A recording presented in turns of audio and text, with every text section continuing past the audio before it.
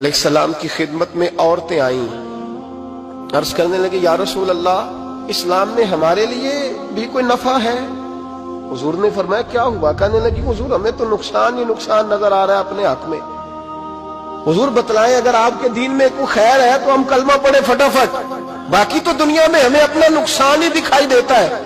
یہ بھی امام طبرانی نے لکھا ہے، محبوب علیہ السلام نے فرمایا تم پہلے اپنی بات کرو، پوچھنا کیا چاہتی ہو؟ کہنے لگے یا رسول اللہ ایک تو ہم نے سنا ہے اسلام میں بھی ایک معاملہ یہ ہے کہ جن دنوں عورت ناپاک ہوتی ہے وہ نماز نہیں پڑھ سکتی، وہ روزہ نہیں رکھ سکتی۔ حضور یہ دینی نقصان ہوا، اور دو عورتوں کی گواہی ایک مرد کے برابر ہے۔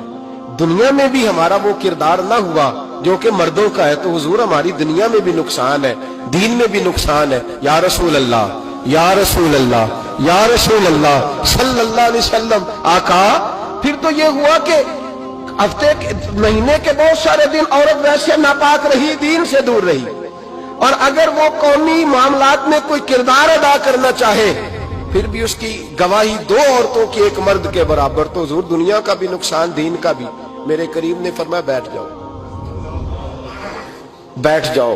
عورتیں بیٹھ گئیں تو محبوب فرمانے لگے تمہیں پتہ ہے جب کسی کے گھر میں بیٹی پیدا ہوتی ہے حضور کیا ہوتا ہے؟ فرمایا میرا مالک دو فرشتے بھیجتا ہے۔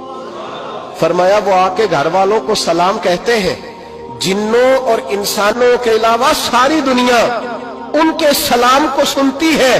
فرمایا پھر وہ فرشتے اپنے پروں سے اس بیٹی کو ڈھانپ لیتے ہیں اور پھر اس کے سر پر پھیرتے ہیں، اور فرمایا پھر وہ ان کے باپ کو کہتے ہیں ان کی صحیح طرح پرورش کرنا، پھر ان کے ذمہ داروں کو کہتے ہیں، ان کے خاندان کے بڑوں کو کہتے ہیں صحیح طرح پالنا۔ اگر تم ان کی یہ لفظ سنو میرے محبوب کے، حضور فرمانے لگے رب کے فرشتے کہتے ہیں اگر تم نے صحیح پرورش کر کے بیاہ دیا تو اللہ قیامت تک تمہاری مدد کرے گا۔ کس طرح؟ اللہ تمہارے رزق میں بھی تمہاری مدد کرے گا، اللہ دنیا کی مشکلات میں بھی تمہاری مدد کرے گا، اور جب مرنے لگو گے یہ شارحین نے قیامت تک کا ترجمہ کیا۔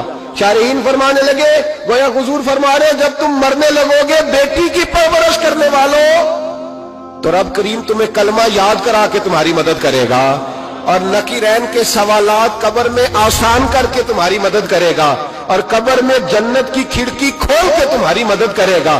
میزان عمل پر تمہارے عملوں کا وزن زیادہ کرا کے اللہ تمہاری مدد کرے گا، پل صراط پہ تمہیں آسانی سے گزار کے تمہاری مدد کرے گا۔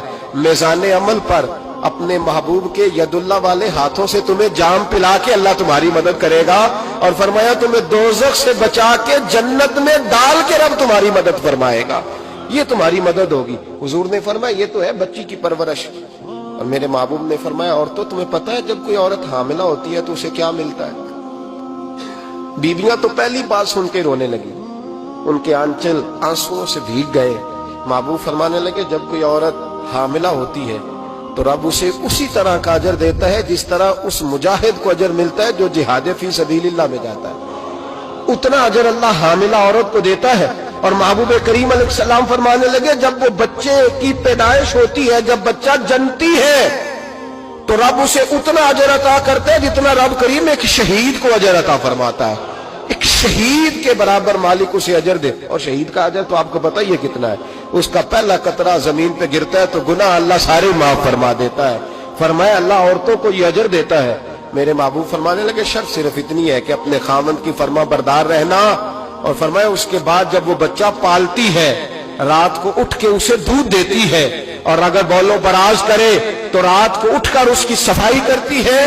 فرمایا جو بی بی اپنے بچوں کی خاطر رات بیدار رہے گی رب کریم اسے اتنا ہی اجر دے گا جتنا رات کو اٹھ کے نفل پڑھنے والے کو اجر عطا فرمائے۔